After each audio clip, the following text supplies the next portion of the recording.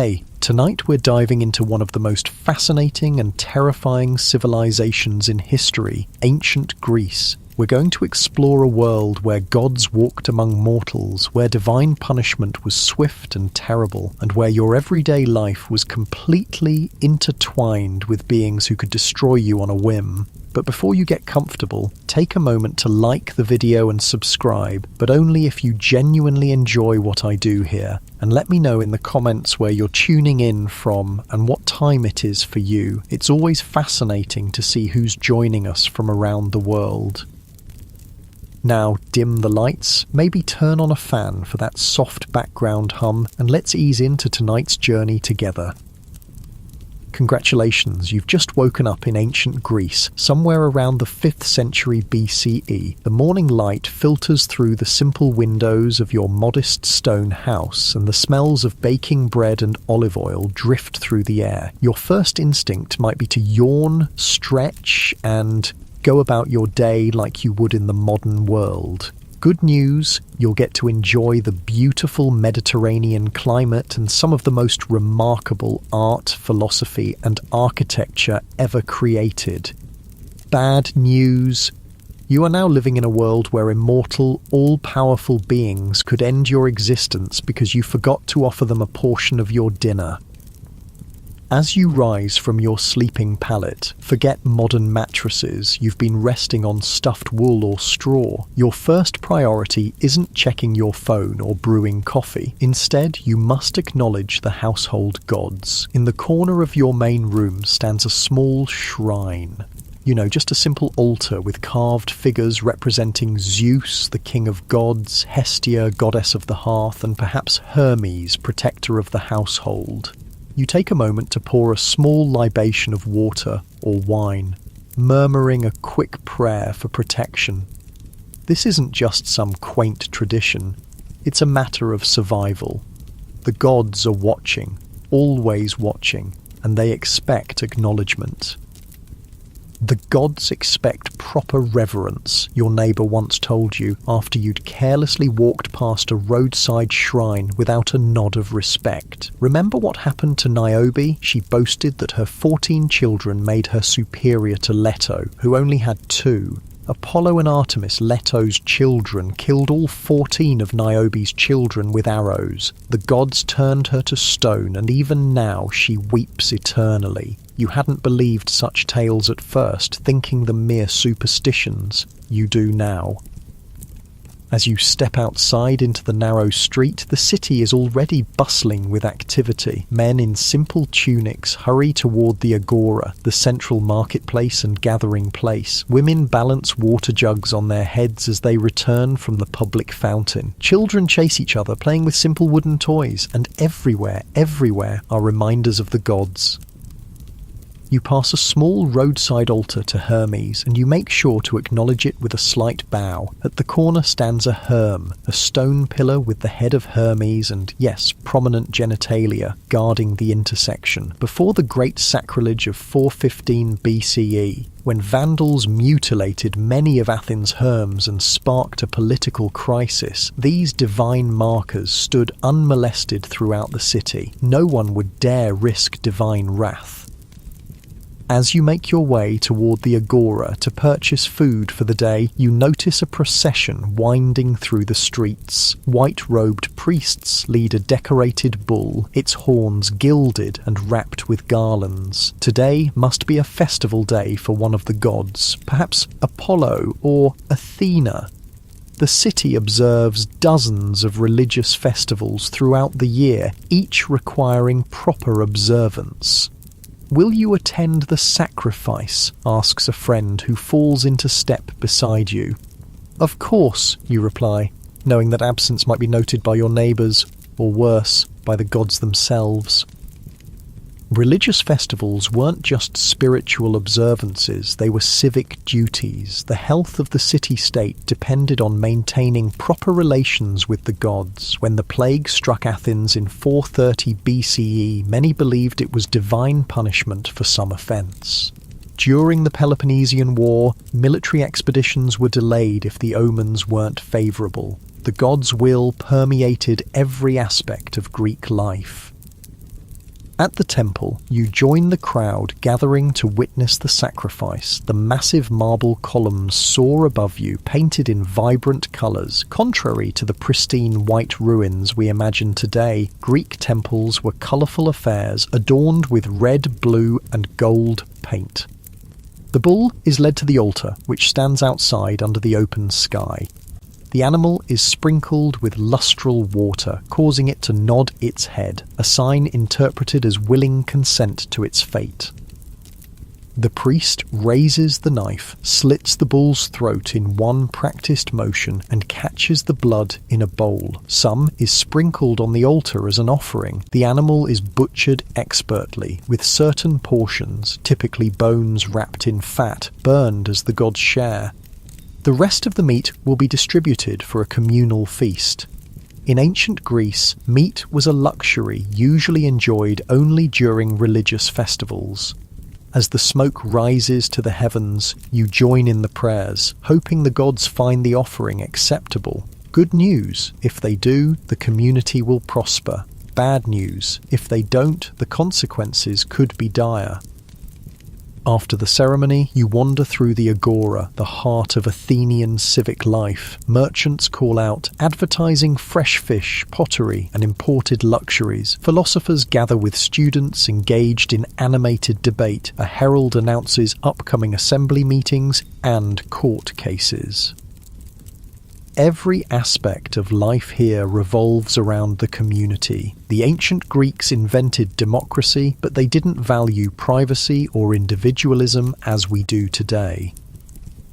In one corner of the agora, you notice a small crowd gathered around a man gesturing excitedly at the sky. He's explaining that lightning and thunder aren't signs of Zeus's anger, but natural phenomena caused by disturbances in the air. Some in the crowd nod appreciatively at this scientific explanation, but others look concerned. Such talk borders on impiety, and impiety is dangerous.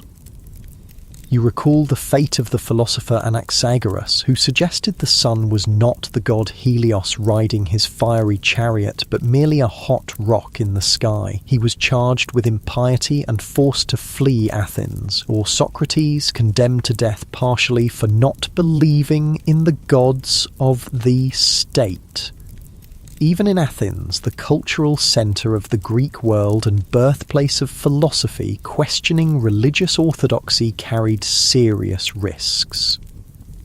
As midday approaches, you stop at a tavern for a simple lunch, bread dipped in wine, olives and a bit of cheese. The Greeks typically ate a light meal at midday and a larger dinner in the evening. You overhear men at the next table discussing news of a naval victory, attributing it to Poseidon's favour. One man suggests that the general's skill deserved more credit than divine intervention. His companions quickly shush him.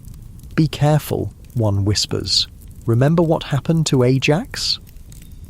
Ajax the Lesser, one of the Greek heroes of the Trojan War, had boasted that he survived a shipwreck despite Poseidon's wrath. For this hubris, excessive pride challenging the gods, Poseidon split the rock where Ajax had found refuge and drowned him. The gods did not tolerate being upstaged. After lunch, you decide to visit the gymnasium, where men exercise, train, and socialize. The gymnasium is another uniquely Greek institution devoted to the development of both body and mind. Men exercise naked. The word gymnasium comes from the Greek word gymnos, meaning naked, engaging in wrestling, running, and discus throwing. Afterwards, they might attend lectures or discussions on philosophy, politics, or poetry. As you watch the athletes, a young man tells you how the first Olympic Games were established to honour Zeus. The victors received only simple olive wreaths as prizes, but the glory of winning endured for a lifetime. The Games were so sacred that even warring city-states declared truces during the Olympic period to allow athletes safe passage to the sanctuary at Olympia. The gods love excellence, he explains. When we strive for arete, excellence and virtue, we honour them. But when we become too proud of our achievements, he trails off, not needing to finish the thought. You both understand. The gymnasium empties as afternoon fades into evening. You head home, stopping at a well to draw water for the household. Daily life in ancient Greece involved constant labour just to maintain basic necessities. Without running water, electricity, or any modern conveniences, simple tasks consumed hours of each day. Arriving home, you prepare a simple dinner. Before eating, you carefully set aside a portion as an offering to the gods, pouring a small libation of wine onto the household altar. This daily ritual acknowledges the gods' supremacy and your dependence on their favour. Every meal begins with this act of devotion. As darkness falls, oil lamps provide dim illumination. Without electric lights, the rhythm of life followed the sun. Most Greeks were in bed shortly after sunset, especially in winter when nights were long. But tonight, your neighbour has invited you to a symposium, a drinking party where men recline on couches, share wine, and engage in conversation about everything from politics to poetry. The symposium begins with libations to the gods, first to the Olympians, then to the heroes, and finally to Zeus the Saviour. The wine flows freely, though it's mixed with water in a large crater. Drinking unmixed wine was considered barbaric. As the evening progresses, the conversation turns to a recent incident that has the city buzzing. A wealthy merchant, known for his success and increasingly lavish lifestyle, had publicly declared that his prosperity came from his own cleverness rather than divine favour. The next day, his largest ship sank in a sudden storm, taking his fortune to the bottom of the sea. No one seems particularly surprised by this turn of events. Hubris, an older man says solemnly, the gods cannot abide it. You nod in agreement, having quickly learned this fundamental principle of Greek life. Hubris, excessive pride or arrogance, especially when it challenged divine prerogative, invited nemesis, divine retribution. The gods maintained cosmic balance by humbling those who rose too high. The symposium winds down as the night grows late. Walking home through dark streets, you pass by temples where eternal flames burn, providing reassuring points of light. Nighttime in an ancient city was profoundly dark, with only the stars, moon, and occasional lamps to guide travellers. Back home, before retiring to your sleeping pallet, you pay one final visit to the household shrine. You murmur thanks for the day's safety and prosperity, however modest, and ask for protection through the night. In a world where the gods could bring disaster at any moment, storms, earthquakes, plagues, or personal calamities, constant piety was your only insurance. As you drift off to sleep, you reflect on your day in ancient Greece. The omnipresence of the gods has made you more mindful, more attuned to the world around you. Every action carries potential significance. Every success must be met with humility and gratitude rather than pride. You've begun to understand that to survive in this world, you must acknowledge powers greater than yourself. Good news. This awareness brings a certain richness to life, a depth of meaning to even simple actions. Bad news. One misstep, one forgotten offering, one moment of excessive pride could bring divine wrath raining down upon you. Tomorrow, you'll wake and begin again, navigating this complex relationship between mortal and divine. For now, though, you sink deeper into slumber, dreaming perhaps of gods and heroes, of Mount Olympus and the realms beyond, dreams sent, according to the Greeks, by the gods themselves. The gentle rhythm of the Mediterranean night envelops you, the soft sounds of the ancient world, so different from our mechanical modern cacophony, creating a soothing backdrop as consciousness fades. Far above, the stars wheel in patterns recognized and named by the Greeks, each constellation telling its own divine story. And the gods, for tonight at least, seem content to let you rest in peace. You wake to the gentle light of dawn filtering through your window. As your eyes adjust, you notice a small brown spider weaving an intricate web in the corner of the ceiling. You watch it for a moment, reminded of poor Arachne, who dared to challenge the goddess Athena to a weaving contest. Though Arachne's work was flawless, perhaps even better than the goddess's, her pride cost her everything. Athena, enraged by both the girl's skill and her tapestry depicting the gods' misdeeds, struck her repeatedly and transformed her into the first spider condemned to weave for eternity.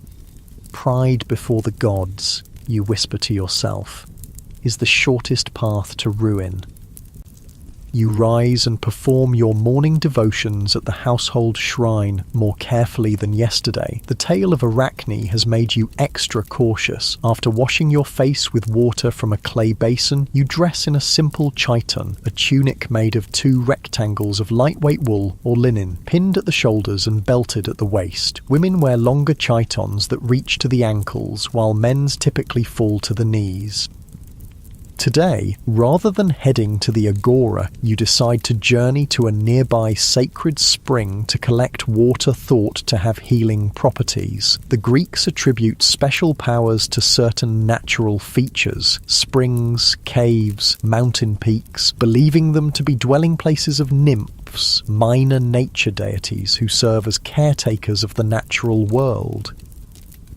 As you leave the city walls behind and follow the well-worn path through olive groves, you reflect on how thoroughly the gods have shaped this landscape. Every feature has its associated deity or myth. That mountain to the west, the sleeping form of a giant turned to stone by Athena.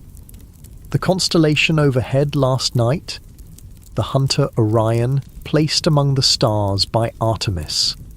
The natural world isn't just inhabited by the gods, it is literally formed from divine action. The sacred spring lies in a small grove of ancient plane trees. A simple stone altar stands nearby, adorned with offerings, small clay figurines, ribbons, a lock of hair tied with string. You aren't alone. Several other people have come to collect the healing waters or leave petitions for the nymphs. An elderly woman sits on a stone bench watching the clear water bubble up from between moss-covered rocks. She smiles as you approach. "Come for the nymph's blessing?" she asks. You nod, kneeling beside the spring with your clay vessel. "I was healed here once," she tells you, her voice soft with memory. "As a girl, my eyes were failing. My mother brought me here for 9 consecutive days at dawn. We made offerings and bathed my eyes with the sacred water. By the 9th day, I could see clearly again." "The nymphs were kind to you," you reply. "The gods give and the gods take away," she says with the simple acceptance of someone who has lived long in this world of divine caprice. "My brother was a fisherman who once kept his entire catch instead of offering a portion to Poseidon. The next day his boat was dashed against the rocks, though the sea had been calm when he set out." You've heard dozens of such stories by now, tales of divine punishment following seemingly minor infractions. While collecting water, you make sure to pour a small libation back into the spring as an offering, whispering thanks to the nymphs. On your return journey, you pass farmers working in terraced fields. Agriculture in rocky, mountainous Greece requires constant labour for modest returns. As in everything, farmers must acknowledge the gods who control their fate, particularly Demeter, goddess of the harvest, and her daughter Persephone. A farmer looks up from his work and waves in greeting. "Fine day Demeter has blessed us with," he calls. "Indeed," you answer. "May your crops grow strong under her care." The farmer nods appreciatively at your proper acknowledgement of the goddess. "We're preparing for the Thesmophoria," he explains, referring to an important festival dedicated to Demeter. "Women only," he adds, with a wink. "My wife and daughters will participate while I mind the farm." The Thesmophoria was one of many women-only religious festivals in ancient Greece, giving women rare religious authority in an otherwise male-dominated society. For 3 days, women would leave their homes to camp at the sanctuary of Demeter, performing secret rituals that men were forbidden to witness. The festival ensured fertility, both of the crops and of the women themselves. As you continue toward the city, you encounter a small procession coming the opposite direction. People carry branches and flowers, singing a hymn. At their center walks a young girl dressed in a special robe, her hair adorned with blossoms. She's being escorted to serve as an Araphoros, one of the young girls selected for a year of service to Athena on the Acropolis. It's considered a great honour for a family to have a daughter chosen for this religious role. The Araphoroi, typically girls between 7 and 11 years old, live on the Acropolis for a year, weaving the sacred peplos robe for Athena's statue and performing mysterious nighttime rituals. The position connects noble families to the city's patron goddess and brings divine favour. You respectfully step aside to let the procession pass, lowering your eyes as the sacred girl walks by. Religion in ancient Greece isn't merely a set of beliefs, it's a complex web of roles, rituals and relationships that structure society itself. Back within the city walls, you decide to visit the Acropolis, the sacred high point of Athens, where the most important temples stand. The steep path upward is crowded with people, citizens coming to pray, officials performing duties, visitors from other city-states marvelling at Athens' magnificence. At the top, you pause to catch your breath, taking in the spectacular view. The massive Parthenon dominates the Acropolis, its marble gleaming in the sunlight, vibrant painted details visible even from a distance. This temple, dedicated to Athena Parthenos, Athena the Virgin, houses one of the most awe-inspiring cult statues in the Greek world, a towering figure of the goddess made of gold and ivory, created by the master sculptor Phidias. You notice a group of men in heated debate near the entrance to the Erechtheion, another important temple on the Acropolis. Drawing closer, you realise they're discussing reports of unfavourable omens regarding a proposed military expedition. The entrails were darkened, insists an elderly priest, and the sacred chickens refuse to eat. We cannot proceed without risking Athena's displeasure. Delays will cost us our advantage, argues a younger man in the fine cloak of a military commander. Perhaps another sacrifice? The signs were clear, the priest interrupts firmly. Would you risk the fate of Agamemnon? You understand the reference immediately. Agamemnon, the legendary king who led Greek forces against Troy, had offended Artemis by boasting that he was a better hunter than the goddess. As punishment, she becalmed the Greek fleet, preventing their departure for Troy.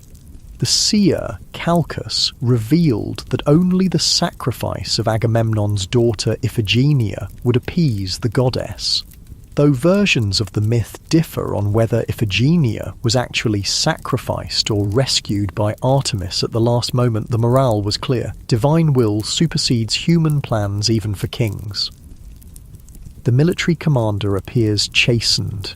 We will wait, he concedes. Let us consult the oracle at Delphi for further guidance. This deference to divine signs wasn't superstition to the Greeks, but practical wisdom. Ignore the gods at your peril. Even the most powerful men knew better than to proceed against unfavourable omens. You continue your exploration of the Acropolis, stopping to leave a small offering at the altar of Athena Nike, Athena of Victory. Around you, other worshippers perform their own devotions. A woman praying for her son's safe return from a sea voyage, an athlete seeking the goddess's favour in upcoming games, a craftsman offering thanks for a completed commission.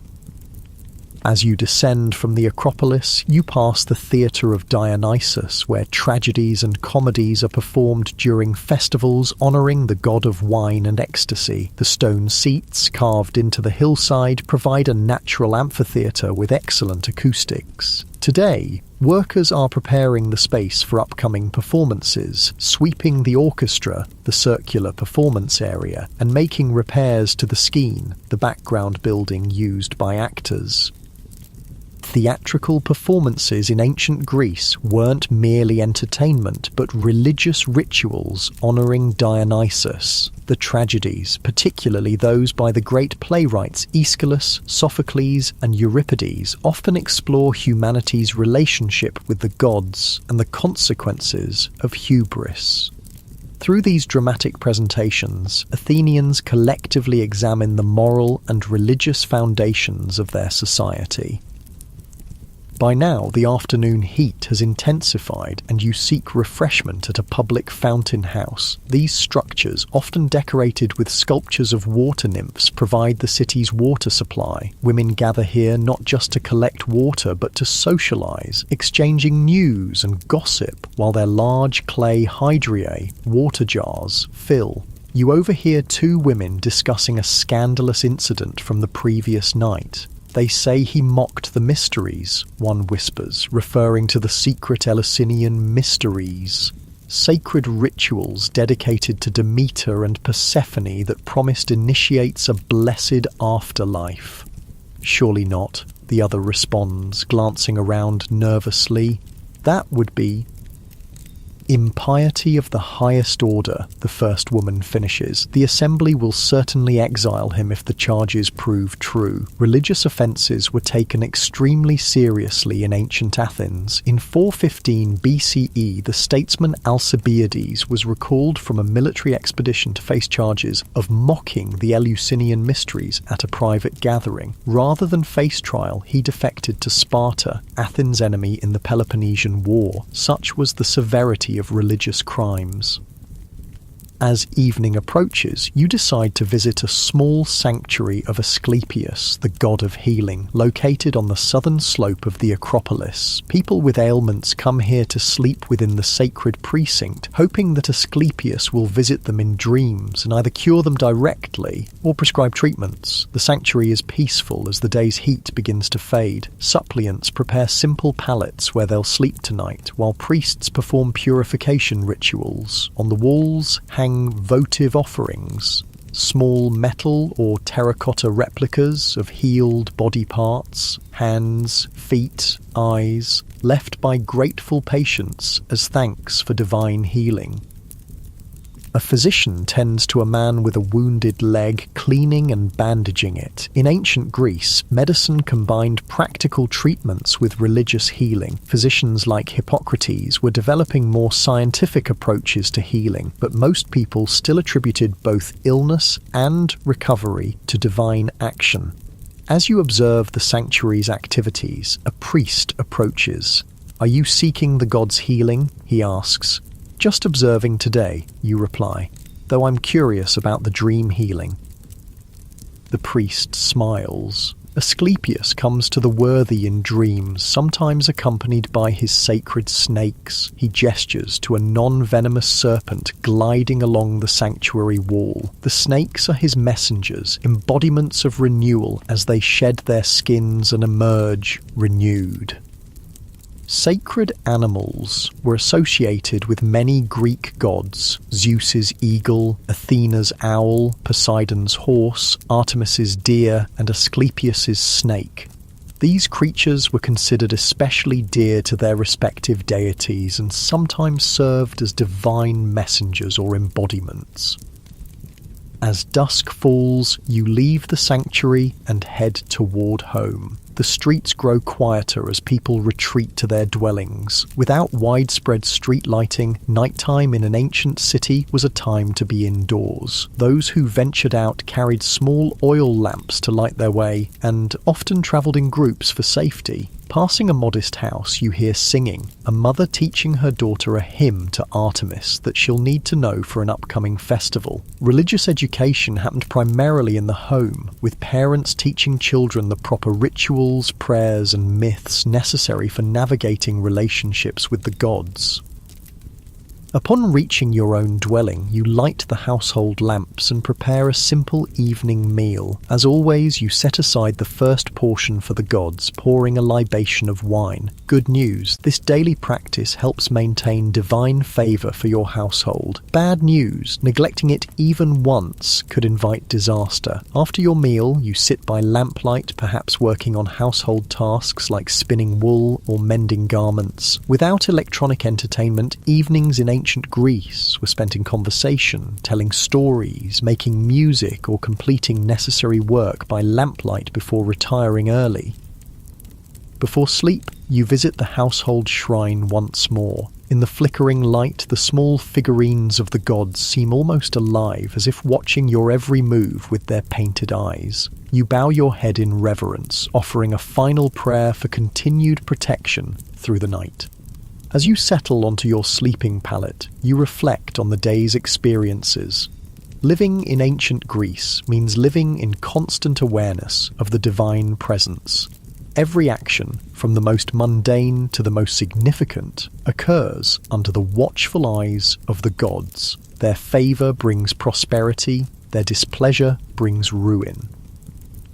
You've witnessed both the comfort and the anxiety this relationship produces, the reassurance of divine protection when properly honored, and the terror of divine retribution when offended. The gods are neither fully benevolent nor malevolent, but capricious forces requiring constant propitiation. As sleep begins to claim you, your last conscious thoughts are of tomorrow's religious obligations, a minor festival requiring attendance at a temple across the city. In ancient Greece, the religious calendar structures time itself, dividing the year into sacred periods dedicated to different deities and commemorating mythic events.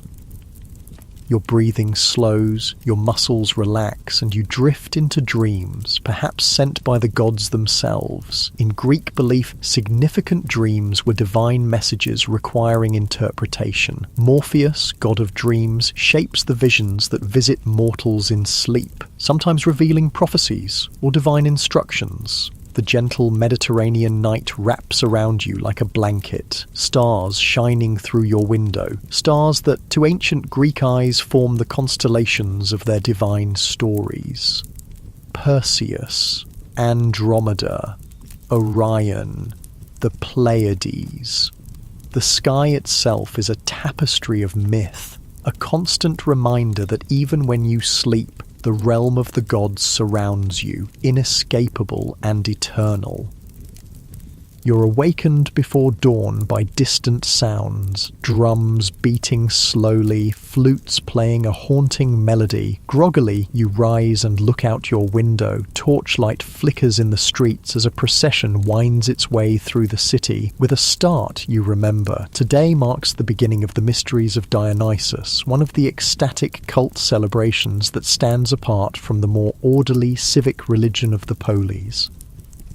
Curiosity piqued, you dress quickly and step outside. The procession has already passed your street, but you can follow the sound and the trail of scattered flower petals. The Dionysian revelers, mostly women called Maenads, are heading out of the city toward the wilderness of the surrounding hills, where they'll perform secret rituals far from male eyes. Dionysus, you know, is different from the other Olympian gods. The last to join their divine company, he represents the wild, irrational forces that civilization normally keeps in check. His worship involves wine-induced trance states, frenzied dancing, and sometimes, according to disturbing tales, the tearing apart of animals, or even humans, with bare hands. Good news, these Dionysian rites provide a rare opportunity for women to escape domestic confinement and experience religious ecstasy. Bad news, the wild abandon sometimes leads to genuine violence and madness. You don't dare follow the Maenads into the hills. Their rituals exclude outsiders, and those who spy on them risk a fate like that of Pentheus, the mythical king of Thebes. He hid to watch the Maenads' secret rites, only to be discovered and torn limb from limb by the frenzied women, including his own mother, who, in her divine madness, didn't recognize her son until it was too late. Instead, you return home to prepare for your own day. The celebration of Dionysus reminds you of the complexity of Greek religion, not a single unified system, but a multi-layered tapestry of practices ranging from household rituals to civic ceremonies to mystery cults. Some Greeks participated in all these dimensions simultaneously, navigating different religious experiences for different needs. After your morning devotions, you head to the agora for supplies. The marketplace is less crowded than usual. Many have left the city for various religious observances or are sleeping off the previous night's Dionysian revelry. Those who remain discuss the Maenads' procession in hushed tones. "My wife and daughter are among them this year," one man tells another, his expression a mix of pride and concern. "The god has called them," the other responds with a respectful nod. "They'll return blessed by his touch." Despite the patriarchal structure of Greek society, where women had few legal rights and limited public roles, religion provided spaces where women exercised significant authority. Besides the Maenads' mountain rituals, women exclusively conducted many important festivals, including the Thesmophoria for Demeter and the Arrephoria for Athena. As you select olives and fresh bread from the market stalls, you notice a group gathering around a public slave who serves as the city's herald. He pounds a staff against the ground to gain attention before making an announcement. "Citizens of Athens," he proclaims, "the assembly has decreed that all men of military age must present themselves at the Temple of Ares tomorrow at dawn. The omens have proved favourable for the expedition to Sicily. Preparations will begin immediately." The Peloponnesian War, the long conflict between Athens and Sparta that would ultimately lead to Athens' downfall, has been raging for years now. The ambitious Sicilian expedition of 415 BCE represents Athens' attempt to expand its influence westward, but it will end in complete disaster. Partly because the commander Alcibiades will be recalled to face those charges of impiety you overheard the women discussing yesterday. The interconnection between religion, politics, and military affairs couldn't be clearer. No significant state action occurs without divine consultation and approval. Generals sacrifice before battles, seeking favourable signs in the entrails of the victims. Unfavourable omens can delay campaigns or change strategies. Victories are attributed to divine favour, defeats to divine displeasure. As you leave the agora with your purchases, you encounter a small crowd gathered around a man seated on a wooden platform. He's a rhapsode, a professional performer of epic poetry, reciting portions of Homer's Iliad, the ancient poem composed around the 8th century BCE, but telling of events supposedly from the 12th century BCE, remains enormously influential in Greek culture, serving almost as a religious text. You pause to listen as the rhapsode reaches a dramatic moment. The intervention of Athena to prevent Achilles from killing Agamemnon in rage. The goddess, visible only to Achilles, grabs his hair to restrain him. The audience nods appreciatively. Such direct divine interventions seem perfectly plausible to them. For the ancient Greeks, the Iliad and Odyssey weren't mere entertainment, but repositories of religious and ethical wisdom. They taught proper relationships between mortals and immortals, demonstrated the consequences of hubris, and provided examples of both heroic virtue and cautionary failure. Every educated Greek knew these stories intimately, and even the illiterate heard them performed regularly. Moving on, you decide to visit a friend who lives near the Kerameikos, Athens' main cemetery located northwest of the Agora. The Greeks placed great importance on proper funeral rites, believing that souls couldn't find peace in the underworld without them. The famous tragedy Antigone by Sophocles centers on a woman's determination to provide burial rites for her brother despite a royal prohibition, demonstrating how religious obligations sometimes superseded human law. Your friend is preparing for the third day of funeral rites for her grandfather. The initial burial occurred 2 days ago, followed by a feast at the family home. Today, family members will bring offerings to the tomb, libations of wine, honey, and milk poured through special tubes into the earth to reach the deceased, as well as garlands and small gifts. "Will you accompany me?" she asks. "Grandfather always enjoyed your company." You agree, helping her gather the offerings into baskets before walking together to the cemetery. The Kerameikos contains various types of graves, simple markers for ordinary citizens, elaborate stone monuments for the wealthy, and impressive public tombs for those who died defending Athens.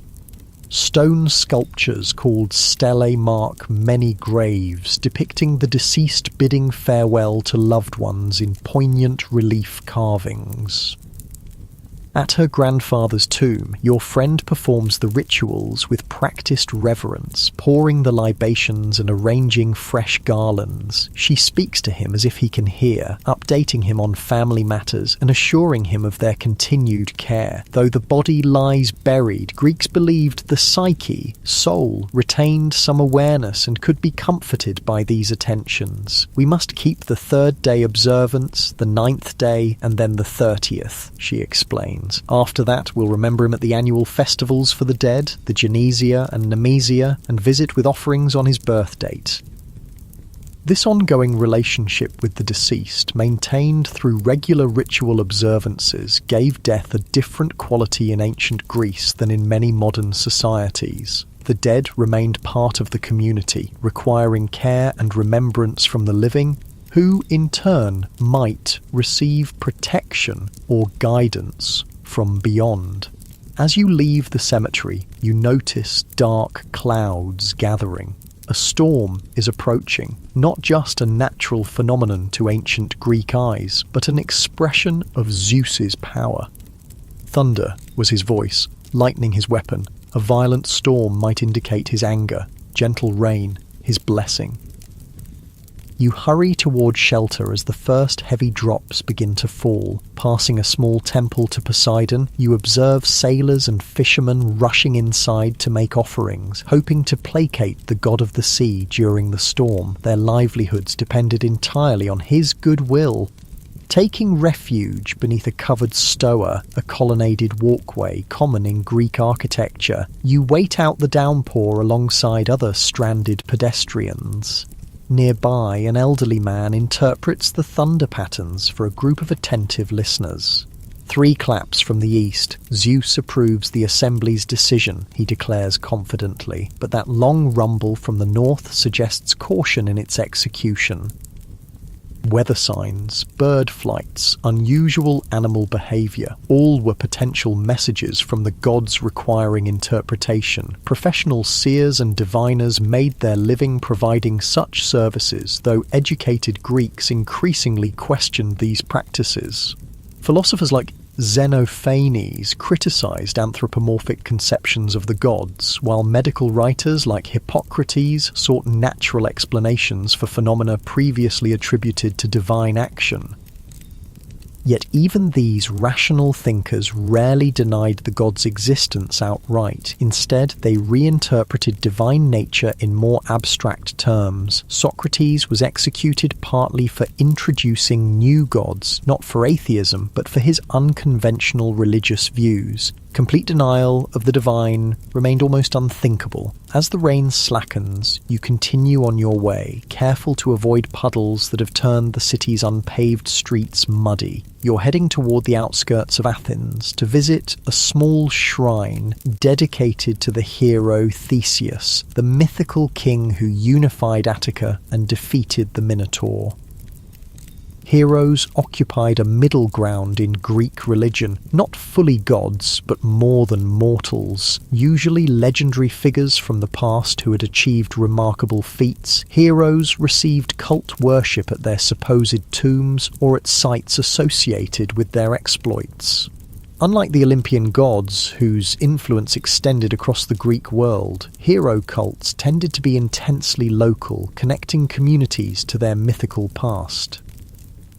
The shrine to Theseus is modest, a small temple structure surrounding what tradition holds to be his bones, returned to Athens from the island of Skyros. Inside, votive offerings hang from the walls and ceiling, miniature bronze weapons, terracotta plaques depicting the hero's adventures, small oil lamps left burning by devotees. A stone altar outside shows dark stains from countless animal sacrifices. A young man kneels in prayer before the altar. When he finishes, you ask what blessing he seeks from the hero. Courage, he replies simply. I depart for military service tomorrow. Theseus represents the ideal Athenian warrior, brave but also intelligent and just. I hope some portion of his arete might strengthen me. Arete, often translated as virtue or excellence, was a central concept in Greek ethics. Each deity or hero embodied specific forms of excellence that Greeks might emulate. Athena's wisdom, Apollo's self-control, Heracles' endurance, Theseus's courage. Religious devotion wasn't just about avoiding divine wrath, but about aspiring to these ideals. The young soldier's prayer reminds you of the Ephebic oath sworn by all Athenian young men when they began their military training. The oath invoked various gods and heroes as witnesses and promised to bring no disgrace to our sacred arms and to transmit this city not only not less, but greater and more beautiful than it was transmitted to us. Religious devotion, civic duty, and personal honour were inseparably intertwined. As afternoon wanes, you make your way to a friend's house for a small dinner gathering. Symposia, drinking parties following the evening meal, were important social institutions where men, typically excluding women except for entertainers or servants, reclined on couches, shared diluted wine, and engaged in conversation on topics from politics to philosophy to poetry. Your host welcomes you warmly. Several guests have already arrived and recline on cushioned couches arranged in a U shape. Slaves carry in the first dishes: vegetables, fish, a little meat. Meat remained a luxury in ancient Greece, consumed regularly only by the wealthy, or during religious festivals when sacrificial animals were distributed. Before eating, your host performs the customary rituals: a hand-washing ceremony, then the setting aside of portions for the gods with appropriate prayers. As the meal progresses and wine begins to flow, always mixed with water, drinking undiluted wine was considered barbaric. The conversation turns to religious matters. Did you hear about Diagoras? One guest asks. The assembly has issued a death sentence against him in absentia. He fled to Sparta. What was his crime? Inquires another. Impiety of the most extreme sort. He not only revealed the secrets of the Eleusinian mysteries, but actually mocked them. And he published arguments denying the gods' existence entirely. A shocked silence falls over the gathering. Diagoras of Melos was one of the few true atheists in recorded ancient Greek history. His writings haven't survived, but he reportedly ridiculed religious practices and argued that chance, not divine will, governed the world. For these views, Athens condemned him to death around 415 BCE. Such thoughts lead only to chaos, your host says finally. Without the gods, what binds us to justice? What gives meaning to our oaths, our treaties, our laws? What explains the order of the cosmos? Some philosophers argue that nature follows its own laws without divine governance, offers a thoughtful guest. Anaxagoras proposed that the sun is merely a hot stone, not the god Helios in his chariot. And he was prosecuted for impiety and expelled from Athens, another reminds him. There are boundaries to speculation.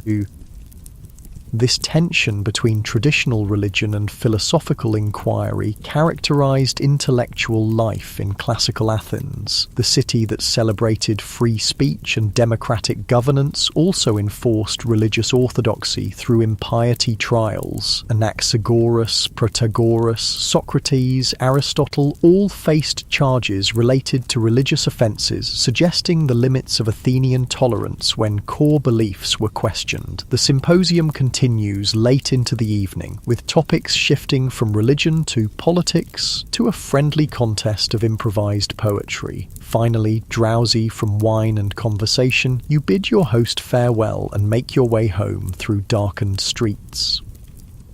The night is clear now after the storm, and you pause to look up at the star-filled sky. To Greek eyes, the patterns overhead weren't random, but divine signs organised into constellations representing mythological figures placed in the heavens by the gods. Astronomers like Eudoxus were beginning to track celestial movements systematically, but even their proto-scientific approach incorporated religious understanding of cosmic order. Reaching home, you tend to your household shrine one final time before retiring. This daily rhythm of devotion, morning and evening prayers, libations before meals, observance of festivals and special occasions, structures your existence as it does for all Greeks. Religion isn't a separate domain of life, but the lens through which all experience is interpreted. As you drift towards sleep, you reflect on the complex web of beliefs and practices you've navigated today. Greek religion offers no unified theology, no canonical texts, no central authority. Instead, a rich tapestry of overlapping traditions serving different needs. Civic cults maintain community bonds and divine favour for the polis. Household worship protects the family's daily existence. Mystery religions promise personal transformation and blessed afterlife. Hero cults connect communities to their mythical past.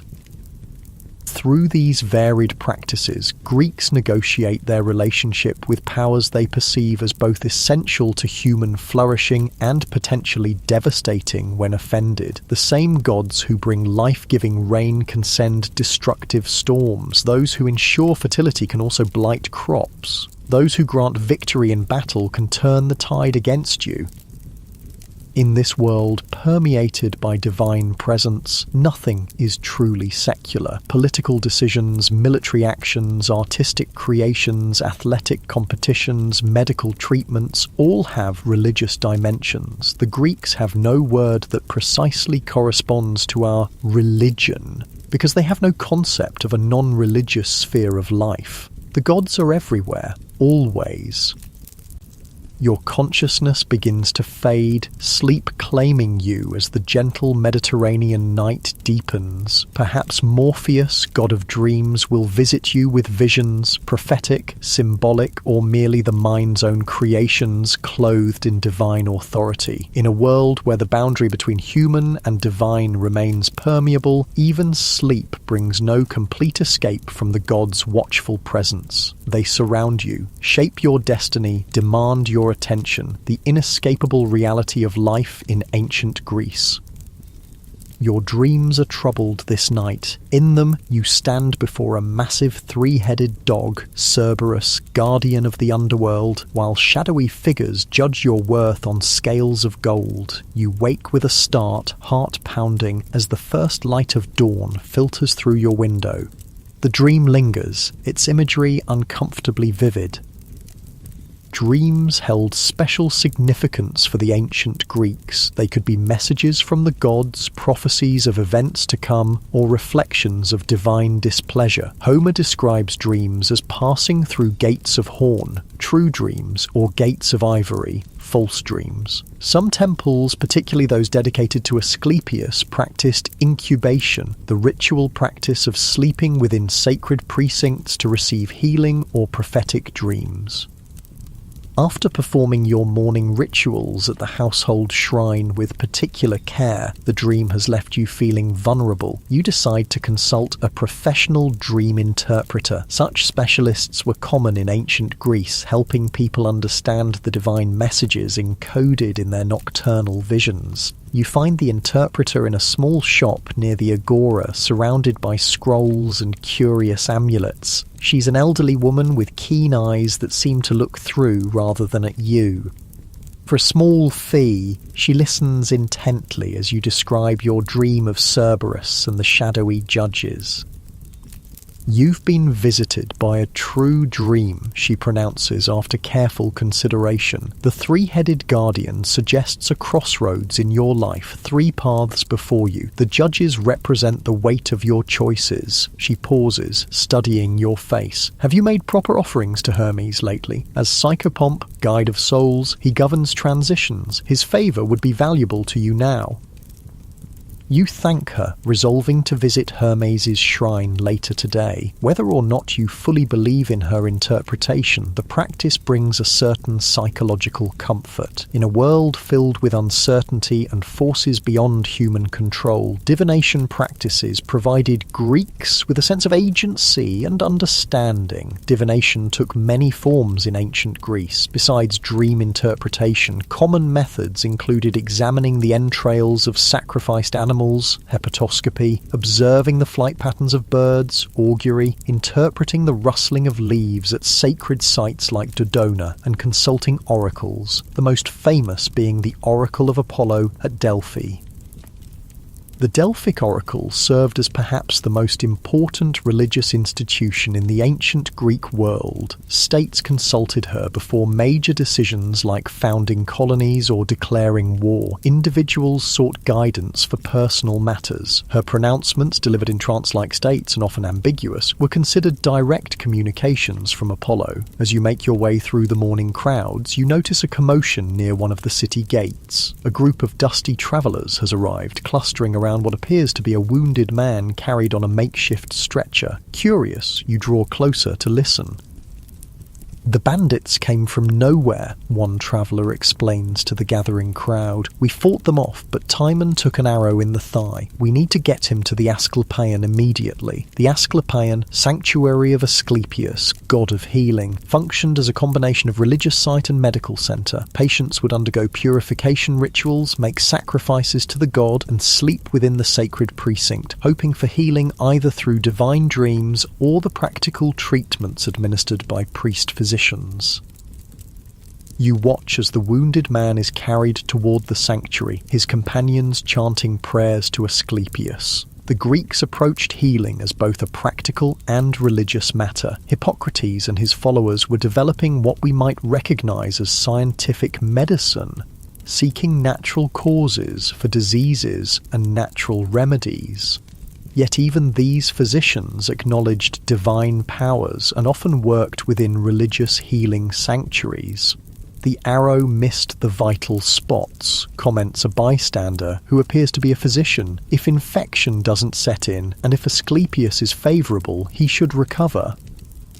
This dual approach, practical treatment combined with divine propitiation, characterized much of Greek problem-solving. They didn't see a contradiction between seeking natural causes and acknowledging divine influence. The same farmer who carefully selected the best soil and seeds for planting also made offerings to Demeter for a bountiful harvest. Continuing toward the agora, you encounter a small procession making its way through the streets. A family leads a sheep garlanded with flowers, accompanied by flute players. They're heading toward the Temple of Zeus, likely to fulfill a vow made for some blessing received. Recovery from illness, safe return from travel, birth of a child, or successful business venture. Vow fulfillment formed an important aspect of Greek religious practice. When facing difficulty or desiring special favour, Greeks would promise specific offerings or actions to the gods if their prayers were answered. These promises created binding obligations. Failing to fulfill a vow after receiving divine help was considered not just impious but dangerous, inviting divine retribution. In the agora, you find the usual morning bustle intensified by preparations for an upcoming festival. Workers erect temporary wooden stands for spectators. Merchants arrange special displays of festival foods and offerings. Young men practice for athletic competitions that will honour the gods. festivals dominated the Greek calendar. Athens alone celebrated over 120 festival days annually. Some were small, local affairs, others, like the Panathenaea honouring Athena or the Dionysia for Dionysus, were major civic events involving processions, sacrifices, athletic and artistic competitions, and public feasts. Through these elaborate celebrations, the polis collectively honoured its divine patrons, reinforced social bonds, displayed its wealth and cultural achievements, and competed with rival city-states for prestige. Religion, politics, art, and athletics blended seamlessly in these public spectacles that defined Greek civic identity. Navigating through the crowded marketplace, you notice a small gathering around a public water clock. A man in fine clothing addresses the group, gesturing emphatically. Drawing closer, you recognize him as a sophist, one of the professional teachers and orators who, for hefty fees, instructed young men in rhetoric and philosophy.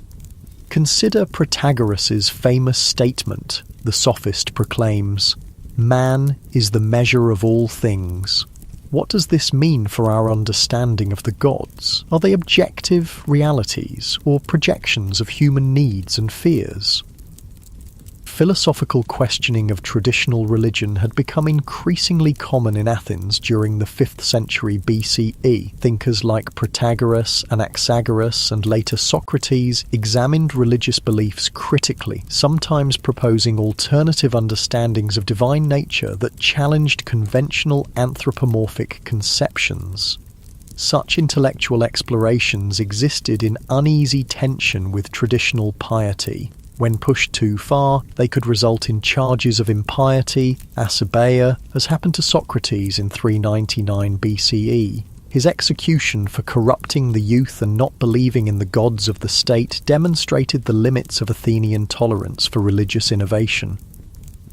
The sophist, perhaps aware of these boundaries, quickly qualifies his provocative questions, yet we must remember that piety forms the foundation of justice. As Hesiod teaches, Zeus oversees human affairs, rewarding the righteous and punishing wrongdoers. This appeal to traditional religious ethics satisfies most listeners who nod approvingly. Greek morality was inseparable from religion. Concepts like justice, hospitality, oath-keeping, and respect for suppliants were enforced through beliefs in divine oversight and punishment. Zeus Xenios watched over the treatment of guests and strangers. Zeus Horkios guaranteed oaths. The Erinyes, Furies, pursued those who shed family blood.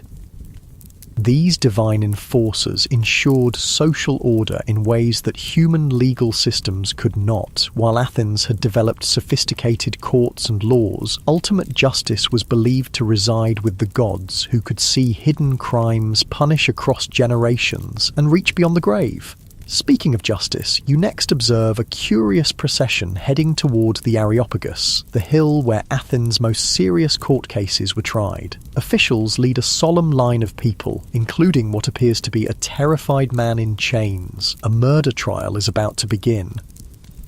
Homicide was considered not just a crime against the victim and society, but a source of miasma, religious pollution that could spread and bring divine punishment upon the entire community if not properly addressed. Murder trials therefore included purification rituals alongside legal proceedings. The accused murderer would first be required to undergo ritual washing. Witnesses swore mighty oaths, calling divine punishment upon themselves if they testified falsely. Jurors made sacrifices before hearing the case. The courtroom itself was established on ground sacred to the gods of justice. If convicted, the murderer faced not only legal punishment, typically exile or execution, but also religious consequences. Their soul might wander restlessly after death, denied proper rest in the underworld. Their family might suffer divine retribution for generations, as illustrated in tragic cycles like that of the House of Atreus, where bloodshed led to more bloodshed in an endless chain of vengeance. Moving away from the somber proceedings, you decide to visit the shrine of Hermes, as recommended by the dream interpreter. Located at a busy crossroads, the shrine consists of a simple herm, a square pillar topped with the god's bearded head and prominently featuring male genitalia. Herms stood throughout Athens, marking boundaries and crossroads while providing divine protection for travellers. You place a small offering, a honey cake purchased from a nearby vendor, at the base of the pillar and murmur a prayer asking for the god's guidance. Several other people wait their turn, as Hermes was among the most accessible and practically helpful deities in the Greek pantheon. God of travellers, merchants, thieves, communication, transitions, and guide to the underworld, Hermes assisted in navigating life's boundaries and thresholds. After completing your devotions, you continue walking, passing by the city's gymnasium, where young men exercise and train. Physical education was inseparable from religious development in ancient Greece. Athletic competitions honoured the gods, with major events like the Olympic Games serving primarily as religious festivals dedicated to Zeus. Through the gymnasium's open doors, you glimpse nude young men wrestling, running, and practicing discus throws under the watchful eyes of trainers. The Greek ideal of arete encompassed both physical and moral excellence, developed through disciplined training of body and character. Statues of Hermes and Heracles, patron deities of athletics, stand in prominent positions, reminding the youths that their physical development occurs under divine supervision. Nearby, a group of boys receives instruction from an older man, part of the educational process called paideia that prepared male citizens for their adult roles. The teacher recites lines from Hesiod's works and days. The gods keep hidden from men the means of life, else you would easily do work enough in a day to supply you for a full year, even without working. Soon would you put away your rudder over the smoke, and the fields worked by ox and sturdy mule would run to waste. These myths explaining human labour as divine punishment for Prometheus's theft of fire taught Greeks to accept life's hardships as divinely ordained, yet they also emphasised human agency through work, justice, and piety. Greek religion walked a careful line between fatalism and free will, between accepting divine determination and asserting human responsibility. As the afternoon advances, you pass by a modest home where a family performs a coming-of-age ceremony for their daughter. In Athens, this would typically be the Arctia, where young girls served Artemis before marriage. Different Greek cities had various rituals marking life transitions, birth, entering adulthood, marriage, death, all supervised by appropriate deities.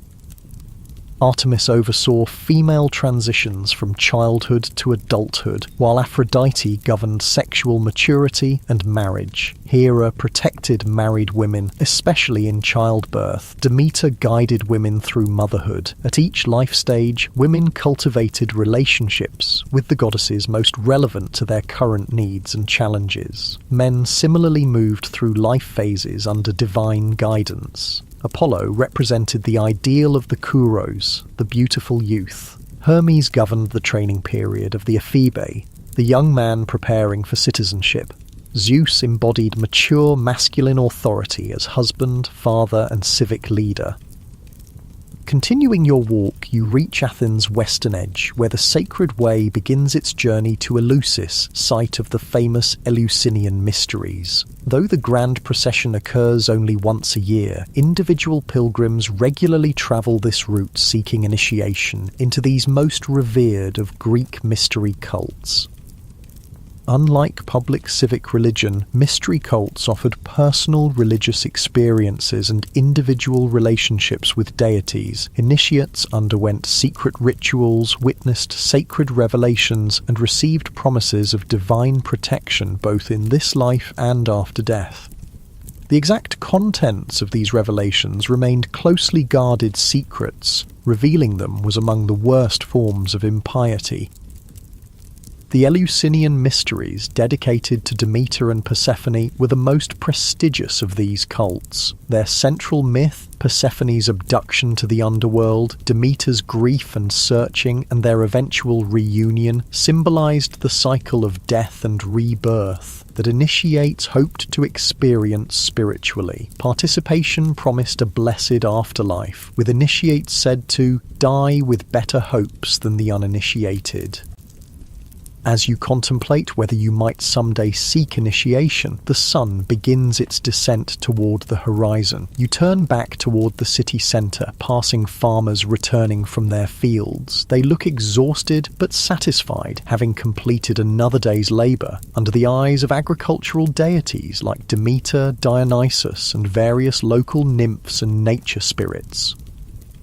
One farmer pauses at a roadside shrine to Pan, half man, half goat god of wilderness and shepherds, leaving a simple offering of fresh milk. Another makes a gesture toward a sacred olive tree, believed to be connected to Athena's original gift to the city. These small devotional acts, performed without fanfare as part of daily routine, formed the foundation of Greek religious practice.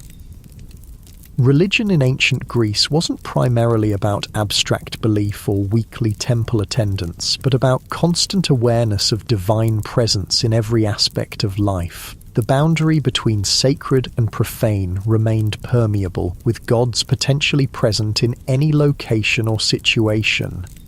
Every meal, journey, business transaction, birth, death, storm, illness, or stroke of good fortune had religious significance. As you navigate the increasingly shadowed streets, heading homeward with the setting sun, you pass a small temple where an evening sacrifice is underway. The scent of burning meat and fragrant herbs fills the air as priests perform the ritual that has remained largely unchanged for centuries. The animal, a sheep, has already been slaughtered according to precise ritual requirements. Selected portions, primarily fat-wrapped bones, burn on the altar as the gods share, creating the savour believed to rise to Olympus. The remaining meat will be distributed among participants for a communal feast. This pattern of sacrifice, the central ritual act of Greek religion, established proper relations between mortals and immortals. Humans provided honours and offerings, gods provided protection and blessings. The shared meal that followed sacrifice reinforced community bonds while acknowledging divine presence at the feast. Nearing your home, you pass a neighbour making a small offering at a humble household shrine, pouring a libation of wine and placing a garland of fresh flowers before crude terracotta figurines of household Zeus and Hestia, goddess of the hearth. These intimate daily rituals, conducted without priests or public ceremony, represented the most personal dimension of Greek religious practice. "Good evening," your neighbour greets you. "Have you made your evening offerings yet?" "I'm heading home to do so now," you reply. She nods approvingly. "Best not to neglect them. My cousin forgot his household devotions for 3 days while travelling and returned to find his roof collapsed. The gods notice such things." This casual exchange highlights how thoroughly religious consciousness permeated everyday interactions. Divine causality provided explanations for otherwise random events, creating meaningful patterns from life's unpredictability. A sudden illness, divine punishment or testing, unexpected good fortune, divine favour, crop failure, divine displeasure requiring propitiation. Reaching home, you first attend to your household shrine, lighting a small oil lamp and offering the customary evening prayers and libations. These bookend rituals, morning and evening devotions, create a sacred frame around each day, acknowledging divine dominion over all human activities. After preparing and consuming a simple evening meal with the requisite offering of first portions to the gods, you sit by lamplight, perhaps working on necessary household tasks or simply resting after the day's exertions. Without modern entertainment options, evenings in ancient Greece were often spent in quiet conversation, storytelling, music-making, or contemplation. Before retiring, you step outside briefly to gaze at the night sky. To Greek eyes, the stars represented divine myths frozen in celestial patterns: Perseus, Andromeda, Orion, the Pleiades. More than beautiful natural phenomena, they were constant reminders of the gods' power to transform and immortalize. As you prepare for sleep, you reflect on the day's religious experiences, the morning dream and its interpretation, offerings at various shrines, witnessing sacrifices and ceremonies, philosophical discussions about divine nature, constant reminders of the gods' watchful presence. No aspect of the day has been truly secular, free from religious significance. This total integration of religion into everyday life distinguishes ancient Greek experience from modern secular existence. For Greeks, the gods weren't remote figures confined to weekly worship, but immediate presences whose power shaped every moment. Piety wasn't a separate moral virtue, but the foundation of all proper human activity: civic, domestic, economic, artistic, and intellectual. Settling onto your sleeping pallet, you wonder what dreams might come tonight. Will they bring divine messages, prophecies, or simply the mind's own workings clothed in mythic imagery? In the liminal space between wakefulness and sleep, the boundary between human and divine seems especially thin. As consciousness fades, you enter the realm governed by Hypnos, god of sleep, and his son Morpheus, shaper of dreams. Even in slumber, you remain under divine governance, your sleeping mind as much a site of potential divine contact as any temple or shrine. The gods are inescapable, present in waking and sleeping, in public spaces and private thoughts, in life's greatest moments and its most mundane details. This omnipresence defines the ancient Greek religious experience, a world where the divine saturates every aspect of human existence, for better or worse. You dream of Olympus that night, a magnificent mountain palace where the gods feast on ambrosia and nectar, arguing over the fates of mortals. In your dream, Zeus looks directly at you with eyes like lightning, and you wake with a gasp as the first light of dawn breaks. Was it merely imagination or a genuine divine visitation?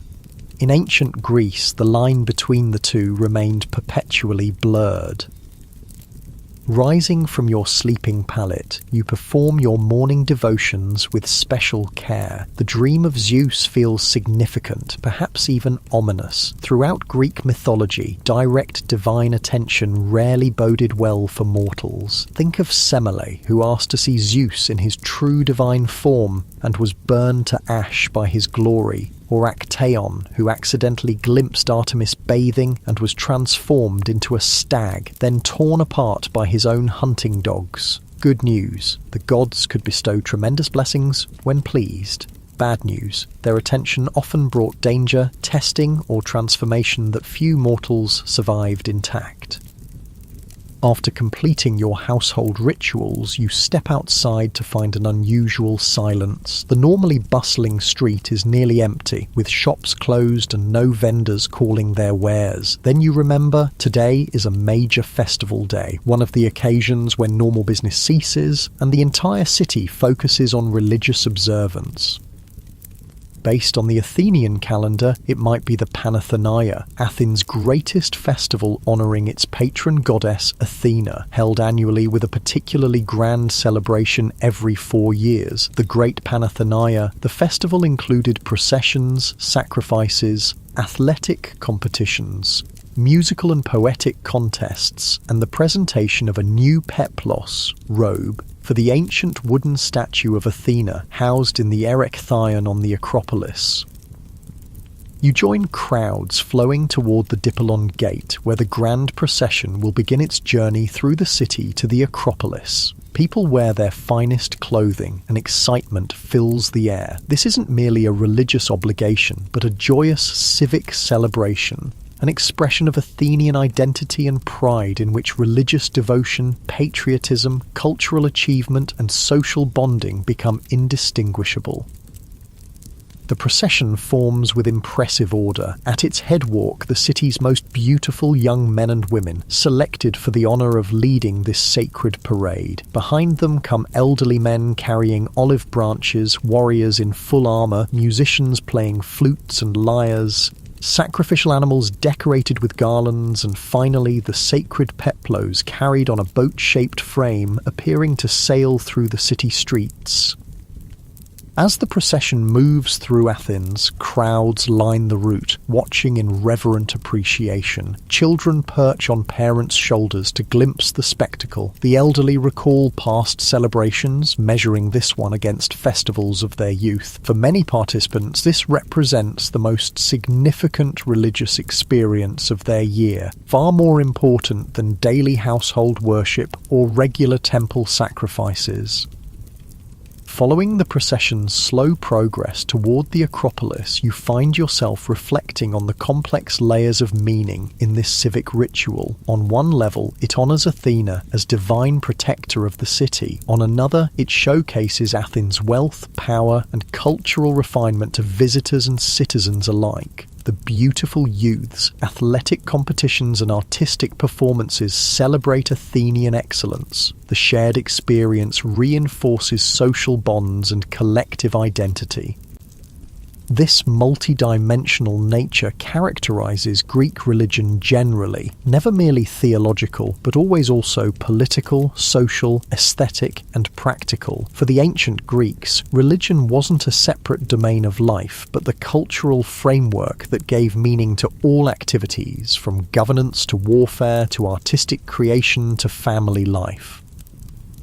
Reaching the Acropolis, the procession culminates in a massive sacrifice of 100 cattle, a hecatomb, on the great altar before the Parthenon. Smoke rises from burning offerings, carrying the savour to Athena on Olympus. Afterward, the meat from sacrificed animals will be distributed throughout the city, providing a rare feast of protein for the population.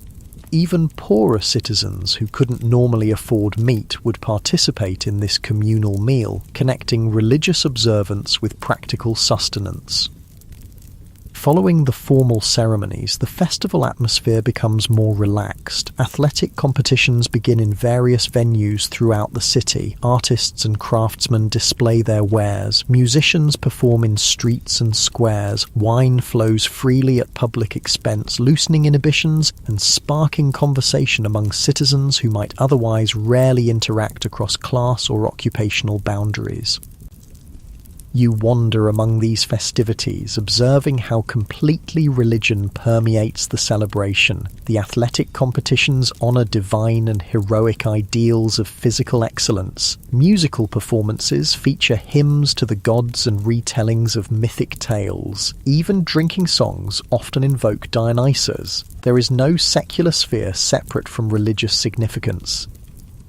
As afternoon progresses toward evening, you find yourself drawn to a less crowded area where an elderly man addresses a small gathering. His simple clothing contrasts with the festival finery around him, and his method seems more questioning than declarative. With a start, you realize this must be Socrates, Athens' famous philosophical gadfly, whose critical inquiries into conventional wisdom have earned him both devoted followers and dangerous enemies. What do we truly know of the gods? He asks his listeners. If they are perfect, as we claim, how can they experience anger or jealousy? If they are just, how can they punish the innocent alongside the guilty? If they are all-powerful, why do they require our sacrifices and prayers? These questions would have seemed deeply subversive to many Athenians, challenging fundamental assumptions about divine nature and human-divine relations. Yet Socrates professes piety, claiming his philosophical inquiries serve religious truth rather than undermining it. He argues that genuine piety requires questioning inherited beliefs rather than merely performing traditional rituals. In 399 BCE, just after the end of the Peloponnesian War, Athens will condemn Socrates to death for impiety and corrupting the youth through such questioning. His execution represents the tragic collision between philosophical inquiry and religious conservatism in a city still reeling from military defeat, which many interpreted as divine punishment for cultural and religious innovations. As twilight approaches, the festival's energy intensifies rather than diminishes. Torches are lit throughout the city, illuminating continued celebrations. On the outskirts of Athens, more ecstatic worship begins, particularly for deities like Dionysus, whose rites often involved nighttime revelry, wine-induced altered states, and emotional release from social constraints. You observe groups heading toward these more uninhibited celebrations, primarily women for the monadic rites of Dionysus, mixed groups for the Eleusinian mysteries during their festival period. These mystery cults offered profound religious experiences beyond the formal civic practices, promising personal transformation and privileged afterlife to initiates. The public and private, the civic and ecstatic, the traditional and innovative, all these dimensions coexisted in Greek religious practice, fulfilling different needs. The sensible citizen participated across this spectrum, honouring traditional gods in traditional ways, while perhaps also seeking more personal religious experiences through mystery initiations or philosophical exploration. As darkness fully descends, you witness one final religious spectacle, the Panichis, an all-night celebration featuring torchlit dances and processions. Young women perform complex choreographies honouring Athena, their movements casting intricate shadow patterns against temple walls. The effect is mesmerising, beauty and devotion inseparably blended. Exhausted from the day's festivities yet spiritually invigorated, you eventually make your way home through streets still alive with celebration. Unlike modern religious observances confined to specific times and places, Greek festivals encompassed entire communities for extended periods, transforming ordinary existence into sacred time.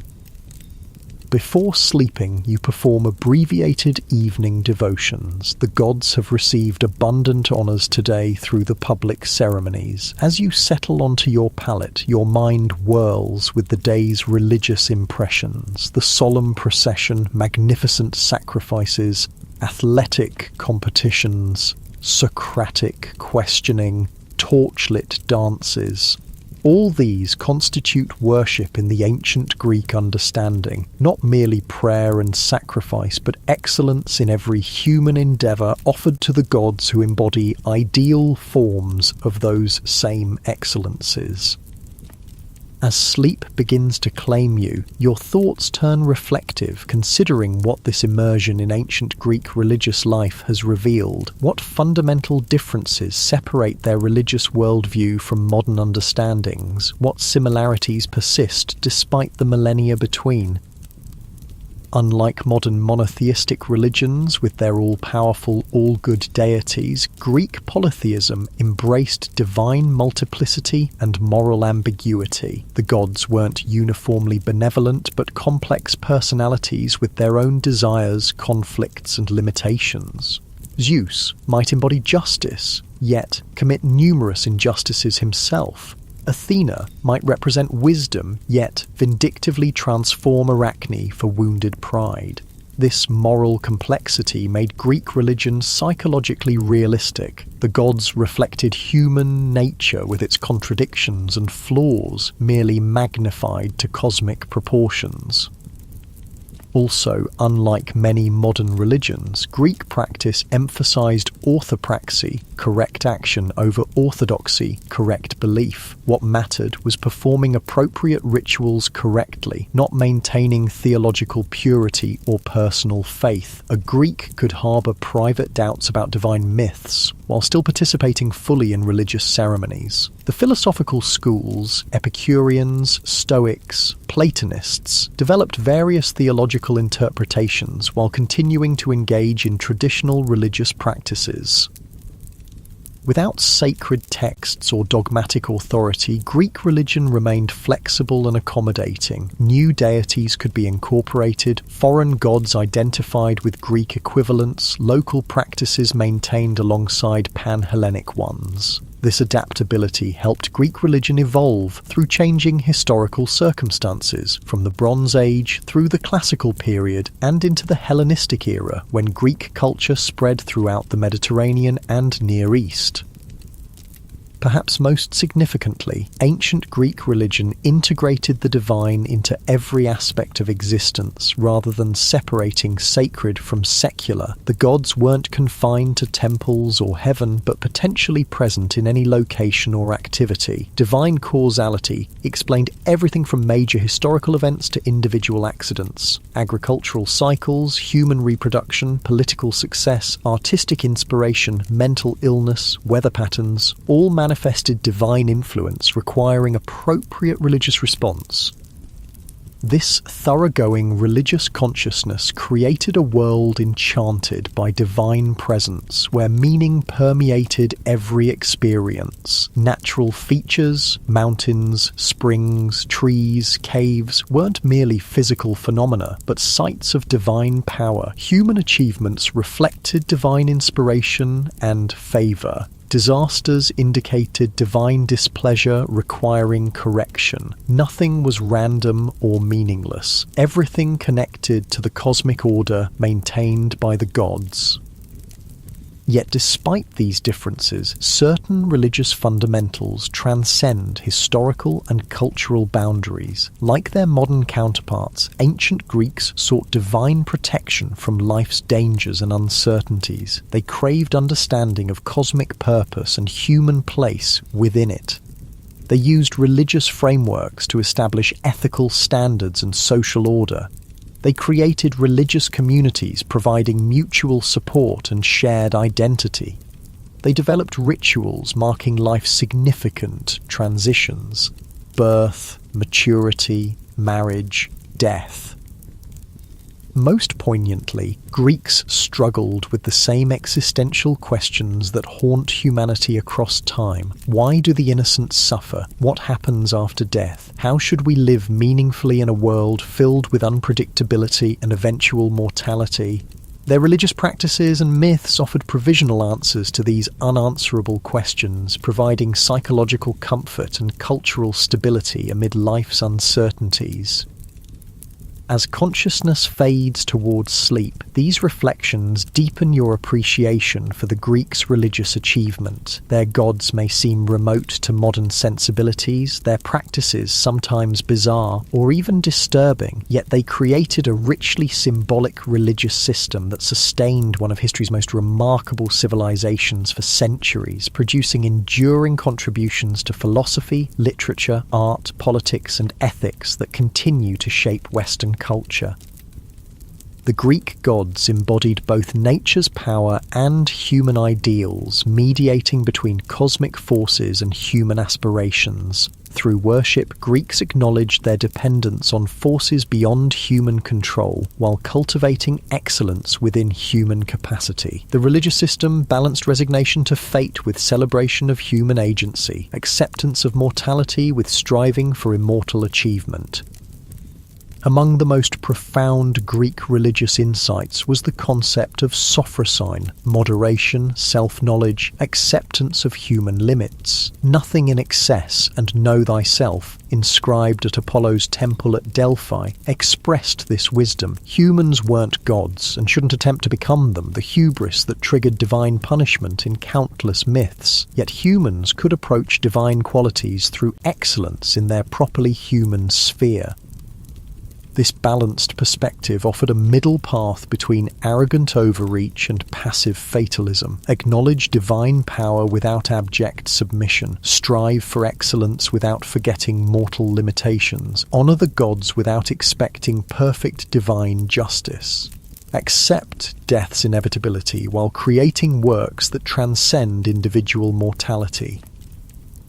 Such wisdom remains valuable in any era. Modern humans, despite vast technological advances, still face fundamental existential conditions the Greeks recognized: mortality, vulnerability to forces beyond control, the need for meaning and connection. Ancient Greek religion addressed these universal human needs through its distinctive mythic framework and ritual practices. As you finally surrender to sleep, the gods of Greece, Zeus, Athena, Apollo, Artemis, Hermes, Aphrodite, Dionysus, and countless others hover at the edges of consciousness. Though no longer actively worshipped, they live on as powerful archetypes in Western cultural imagination, embodying enduring patterns of human experience and aspiration. Their myths continue to illuminate human psychology. Their symbols permeate art and literature. Their ethical dilemmas provoke philosophical reflection. The Greek gods demanded respect and proper worship from mortals, but they also inspired the heights of human achievement. The same religious consciousness that filled ordinary Greeks with anxious piety produced the Parthenon, the Olympic Games, the tragedies of Aeschylus and Sophocles, the dialogues of Plato, the sculptures of Phidias, cultural treasures that transcend their religious origins to speak to universal human experience. In your dreamlike state between wakefulness and sleep, you sense that perhaps the most valuable lesson from Greek religion is its integration of the sacred into everyday existence, not segregating religious experience to specific times and places, but finding divine significance in ordinary activities, not dividing life into separate domains, religious, political, artistic, economic, but seeing all human endeavours as potentially sacred when performed with excellence and proper recognition of divine powers that sustain human existence. The ancient Greeks created a world where gods walked among mortals, where mountains and streams harboured divine presences, where dreams might carry messages from beyond, where everyday actions carried religious significance. This enchanted perspective may seem alien to modern scientific understanding, yet something in the human spirit responds to this integration of meaning into material existence, this refusal to reduce reality to mere mechanism without purpose or significance. As your consciousness finally surrenders to Hypnos, god of sleep, your last thoughts acknowledge both the vast difference between ancient Greek religious experience and modern worldviews, and the enduring human needs that religious systems across time have sought to address. The Greek gods may no longer receive sacrifices or direct human affairs, but the fundamental questions they helped humans explore remain as vital as ever: how to live meaningfully in a dangerous world, how to balance acceptance of human limitations with striving for excellence, how to create beauty and meaning that transcend individual mortality. The morning will return you to modern consciousness with its scientific explanations and technological conveniences, but perhaps something of the Greek religious perspective will remain: an appreciation for finding meaning in natural phenomena, a recognition of forces beyond human control that demand respect, an understanding that hubris still invites nemesis, an awareness that excellence in any field approaches the divine ideal it imperfectly reflects. The gods of Olympus have faded from active worship, but their archetypal powers remain embedded in Western cultural consciousness, emerging in art, literature, psychology, and philosophy. Zeus's authority, Athena's wisdom, Apollo's clarity, Dionysus's ecstasy, Aphrodite's beauty, Ares' aggression, these divine qualities continue to shape human experience and understanding, though their mythic frameworks have been replaced by scientific, psychological, or secular ethical systems. In this sense, the ancient Greek gods achieved a form of immortality beyond their active worship period, surviving not as literal divine beings receiving sacrifices, but as powerful symbolic representations of enduring patterns in human experience and aspiration. They live on in our cultural imagination, helping us articulate and understand dimensions of existence that transcend rational explanation or material reduction. As sleep finally claims you completely, the boundary between ancient and modern, divine and human, myth and reality dissolves. In dreams, perhaps, we still inhabit something like the enchanted world of the ancient Greeks, where symbols carry profound significance, where boundaries between self and other become permeable, where time operates non-linearly, where transformation reveals hidden truths. In this twilight consciousness, the Greek gods don't seem so distant after all, but present as they always were, embodiments of powers that shape human existence from within and without, given names and stories to make them comprehensible to mortal minds seeking meaning in an ultimately mysterious cosmos. When you wake tomorrow, you'll return to modern understanding with its clear divisions between myth and fact, metaphor and reality, religious and secular, yet something valuable remains from this imaginative immersion in ancient Greek religious consciousness, an appreciation for finding divine significance in ordinary experience, for seeing the sacred not as separate from daily life, but as its deepest dimension, waiting to be recognized beneath the surface of the seemingly mundane.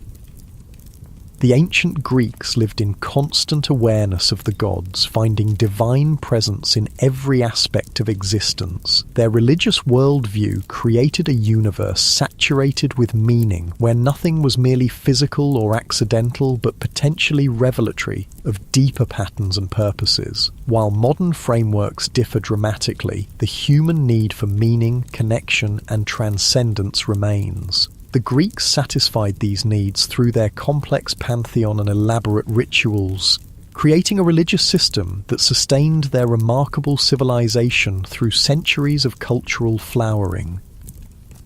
Whether we approach their gods as literal beings, psychological archetypes, literary metaphors, or cultural constructs, they continue to speak to fundamental aspects of human experience: our vulnerability to forces beyond control, our capacity for both terrible destruction and astonishing creation, our search for meaning amid mortality, our aspiration toward ideals we can approach but never fully embody. In this ongoing relevance, perhaps, the Greek gods have achieved their most meaningful immortality, not as recipients of sacrifice, but as enduring symbolic expressions of what it means to be human in an awesome, beautiful, and often terrifying cosmos.